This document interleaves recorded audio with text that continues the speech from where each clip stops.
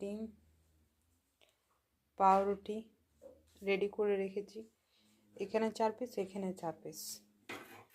আর তাওয়াতে তেল দিয়ে দিয়েছি। ঠিক আছে, এবার আমি জানি না, আমি ট্রাই করছি। এটাকে ডিম অমলেট বলা হয়, যেটা আমি ইউটিউবে দেখেই আমি ট্রাই করছি। আমি জানি না ঠিক কতটা টেস্টি হবে, কতটা সুস্বাদু হবে। আমি এর আগেও ট্রাই করেছি, কিন্তু এতটা ভালো হয়নি। লস্যি, দেখা যাক যে কি হয়।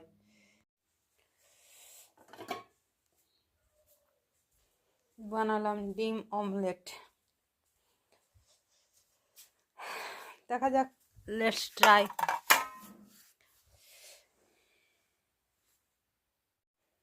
যেহেতু এটা ডিম অমলেট, আমার যতদূর মনে হচ্ছে এটা ডিম অমলেট হয়নি, এটা হয়েছে ডিম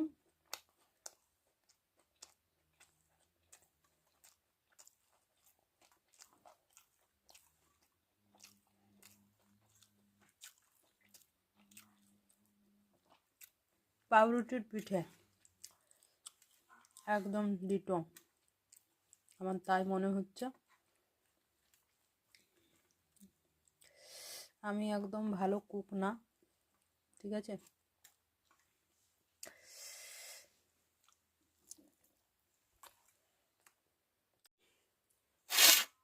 আমি একদম ভালো কুক না।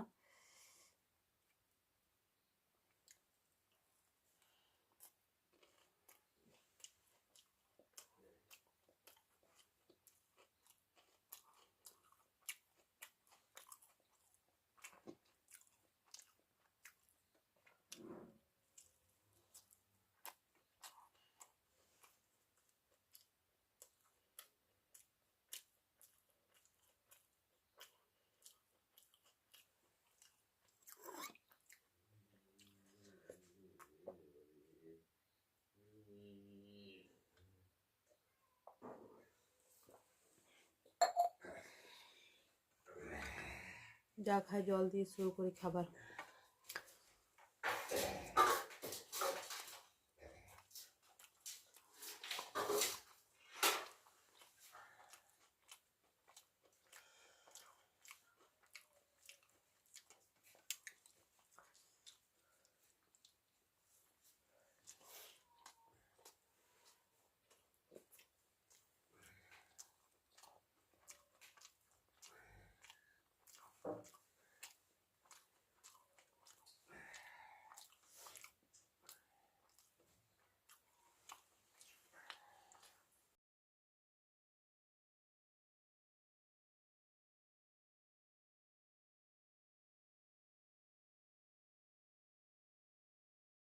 টুক করে বানালাম, এবার খেয়ে দেখি। কিন্তু আমার তো মনে হচ্ছে যে খেয়ে পরে এখন আমার মনে হচ্ছে যে অতটা খারাপ হয়নি যতটা খারাপ আমি ভেবেছিলাম। যে পাউরুটির পিঠে হয়ে গেছে, কিন্তু এটা পাউরুটির পিঠে হয়নি, ডিম অমলেটই হয়েছে। কিন্তু এতটা, যেহেতু আমি সব সময় ইউটিউবে দেখেছি ডিমের অমলেট, মানে এটা খেতে, বাইরে তো কখনো আমার খাওয়া হয়নি, তাই। কিন্তু সবাই বলে ওয়াও ওয়াও, কিন্তু খুব একটা ওয়াও না, আর খারাপ না, মানে বেশ মুখরোচক। কিন্তু যে পরিমাণ ঝামেলা, উফ! তারপর আমাদের মতো সুখী মানুষদের কষ্ট করতে হলে একটু বেশি জ্বর চলে আসে। এই ডিম ফাটাও, ভাজো, পাউরুটি দাও, তারপরে সেটাকে 10 বার উলটপালট করো। তো খুব যে একটা টেস্টি হবে ভাবলাম, সেরকম খুব একটা টেস্টি না, তবে ঠিক আছে। কিন্তু ওই যে আমার সব কিছুতে নুন দেওয়া অভ্যাস, যাই নুন দিই মনে হয় যেন কমই দিচ্ছি, ভুলেই যাই এটা নুন। একটু নুন হয়ে গেছে, সেই জন্য একটু নুন নুন লাগছে। আর যেহেতু পাউরুটি তো, তাই পাউরুটিতে নুন না দেওয়াটাই বেস্ট। মানে খুব একটা নুন, কারণ পাউরুটিটা খুব একটা মিষ্টি মিষ্টি, আর মিষ্টির মধ্যে যদি একটু নুন দেওয়া হয় তাহলে নুনটা বেশ ফুটে ওঠে জিনিসটার মধ্যে। ঠিক সেই কারণেই নুনটা ফুটে উঠেছে। যাই হোক, আর ভাবনা চিন্তা করে লাভ নেই। কষ্ট করে করেছি, বানিয়েছি, কত কষ্ট করে মাথার ঘাম পায়ে ফেলে, যদিও শীতকাল, তবু খেয়ে ফেলি আরামসে। আর আমার দুটোই ব্লগ হচ্ছে, খাবারেরও ব্লগ হচ্ছে আর এরকমও ব্লগ হচ্ছে। আমার খুব ইচ্ছে ছিল খাবারের ব্লগ বানানোর, কিন্তু যাই হোক, সেই সুদিন আর হচ্ছে না যে আমি খাবারের ব্লগ খুব শীঘ্রই একটা যাতে খাবারের চ্যানেল খুলতে পারি। কিন্তু সেই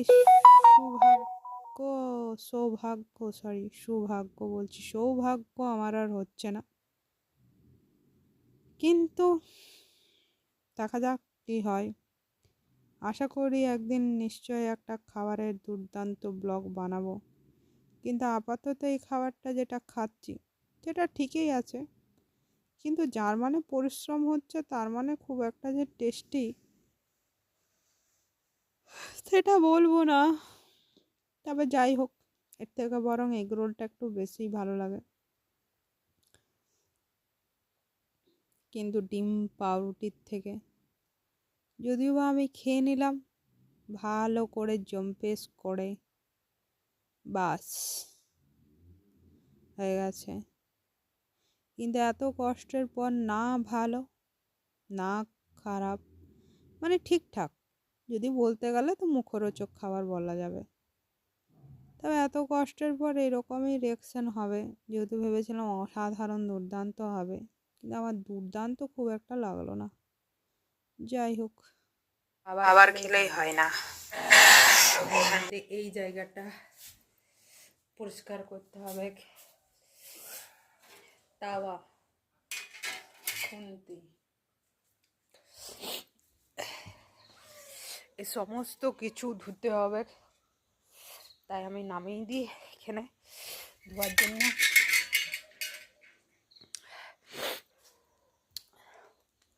আর যেহেতু টাঙ্কিতে জল নাই,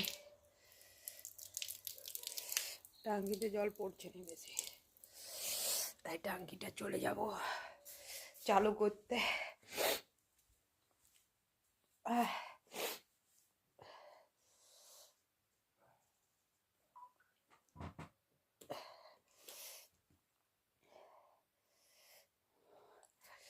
টাঙ্কিটা চালু করি। টাঙ্কিতে এক ফোঁটা জল নাই।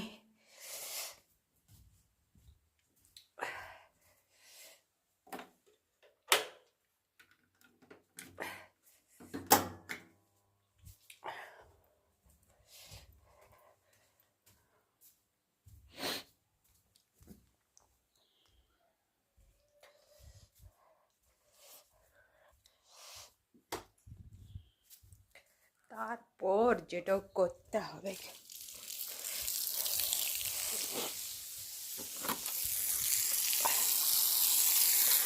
সেটা হচ্ছে এই যে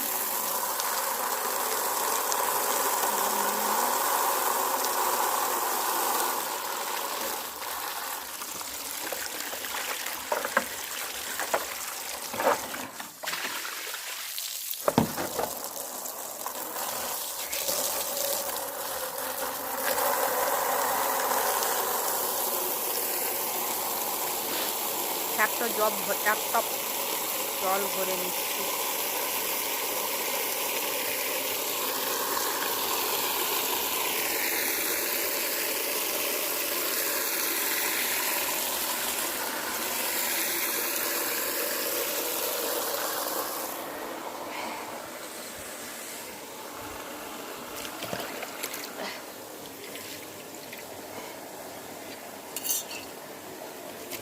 বললাম আর যেহেতু খাওয়া হয়েছে তাই এটা দিয়ে দেওয়া হবে।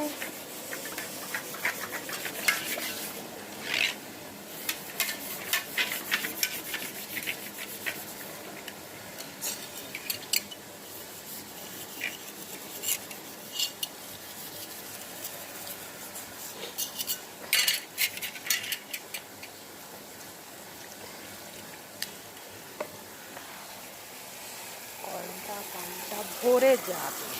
তাই ভরে নিলাম।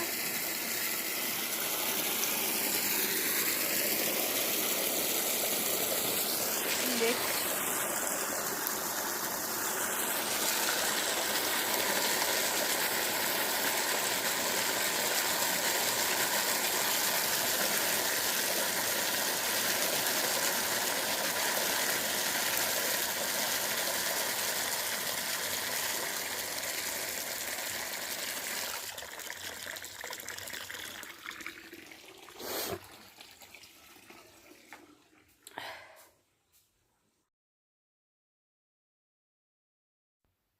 যাই হোক, দুধটা গরম ছিল, লাস্টের একটাই কাজ রাত্রেবেলায় দুধটা গরম করে রেখে দিলাম। এখন খাবো না, সকালে খাওয়া হবে। কিন্তু গরম দুধটা রাখতেই যেন খুব একটা ভালো লাগে, মনে হয় বা ফচকে যদি কোনোরকমভাবে দুধটা পড়ে যায়। এই যে গ্লাসটা রাখতে গেলাম, গ্লাস এখান থেকে ওখান দৌড় মারলো। এবার ওরকম দুধটা রাখতে গিয়ে গরম দুধ পড়ে গিয়েছিল। তা খুব জোর যে আমার গরম দুধটা আমার গায়ে পড়েনি, নিচে পড়ে গেছিলো, তাই বেঁচে গিয়েছিলাম সেই যাত্রায়। এবারও দুধটা গরম আছে, তাই সঙ্গে সঙ্গে ঢাকা দিলাম না, কারণ দুধ গরম হলে সঙ্গে সঙ্গে ঢাকা দিতে নেই, তাহলে দুধে সর পড়ে না। আর আমার সরটা বেশ ভালো লাগে। অনেকেই আছে যারা সর খায় না, সর খেতে খুব একটা পছন্দ করে না, কিন্তু আমার সর খুব ভালো লাগে। আর এখানে আমি বিছানাটা ওপর ঝেড়ে নিয়েছি, কারণ আজকে আর মন হলো না চাদরটা তুলি আর ঝাড়ি। যাই হোক, আমি পরিষ্কার করে নিয়েছি বিছানাটা, কোনো রকম করে ওপর ঝাড়নি দিয়ে ওকে ঝাড়ফুঁক করে দিচ্ছি।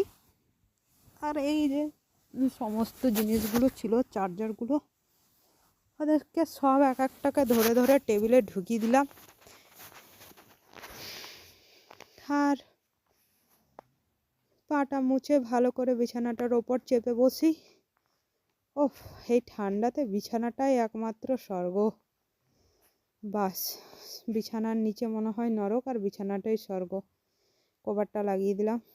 যা ইঁদুরের উপদ্রব, এত বড় বড় কাড়ার মতো ইঁদুর আসে দৌড়ে ছুটে ছুটে ওই ঘরটা থেকে। তাই এবার নিশ্চিন্তিত ওপরে চেপে যাই। যাই হোক, এবার স্বর্গতে চেপে যায়, আর নরকে থেকে লাভ নেই। আর এই যে আমার চেনটা, দুঃখের বিষয়, আমার চেনটা গেছে কেটে। যদিও দেখতে সোনা সোনা, কিন্তু এটা সোনা নয়, এটা হচ্ছে সিটি গোল্ড বা হয়তো নকল সোনা।